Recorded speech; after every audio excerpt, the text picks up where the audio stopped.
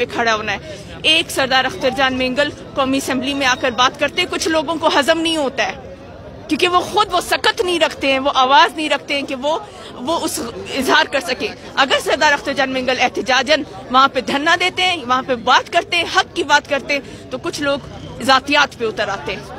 आप लोगों को चाहिए कि चीजों को, फैक्ट एंड फिगर्स को पॉजिटिवली लें, अपने लोगों के लिए खड़े हों, अपनी खवातीन के लिए खड़े हों। वो बाहर की नहीं है, वो कहीं से बाहर से मंगवा के नहीं लाई गई औरतों को, वो हमारी माँ बहनें थी। मुझे आज अफसोस हो रहा है, मुझे फख्र है कि मैं बलूचिस्तान से हूँ।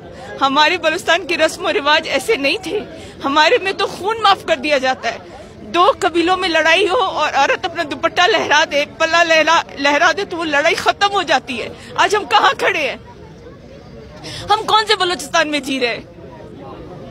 हम ऐसे हो गए कि हम अपनी माँ बहनों को, इज्जतों को मजरूह कर रहे हैं। बिल्कुल, हमारे साथ कोई लफ्ज़ नहीं है। यही अल्फाज के साथ ये प्रोग्राम ख़त्म करता हूँ मैं। Thank you so much.